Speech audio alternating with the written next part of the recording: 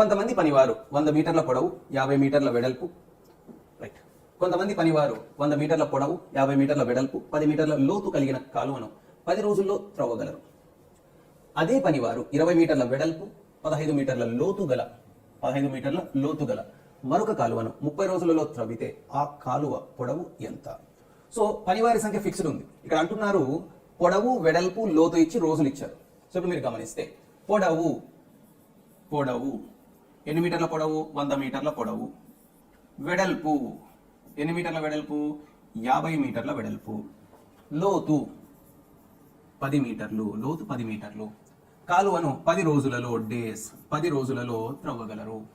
అదే పనివారు 20 మీటర్ల వెడల్పు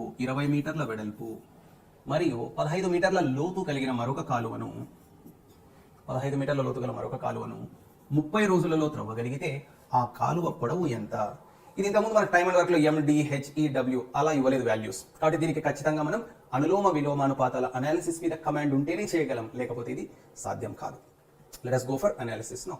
ఇప్పుడు మీరు గమనిస్తే 100 ఇంటూ మనం త్రవ్వబోయే ఆ కాలువ రెండవ కాలువ యొక్క పొడవు ఎక్కువ ఉంటుందా తక్కువ ఉంటుందా అనేది మనం డిసైడ్ చేయాలి. 50 మీటర్ల వెడల్పు ఉంటే 100 మీటర్ల పొడవు తవ్వగలుగుతాం. కేవలం ఎక్కువ వెడల్పు ఉంది. సో 50 మీటర్ల వెడల్పు ఉంటే 100 మీటర్ల పొడవు తవ్వచ్చు.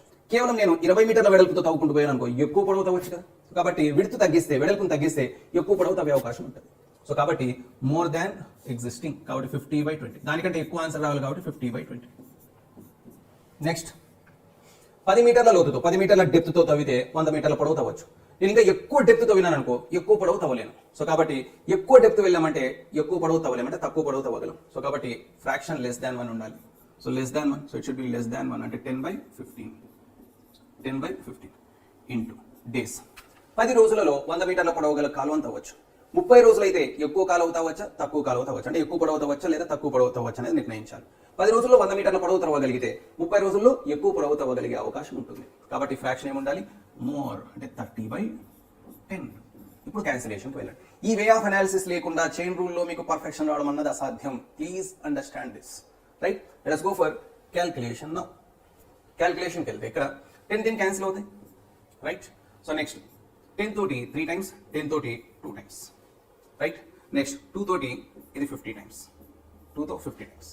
నెక్స్ట్ మీరు గమనిస్తే ఇది 3 తోటి 5 టైమ్స్, 5 తోటి 10 టైమ్స్. సో 50 into 10 ఎంత అవుతుంది మనకి? 500. కాబట్టి మన ఆన్సర్ ఎంత కావాలి? 500 meters. But it should be option B, right? Please make a note of this.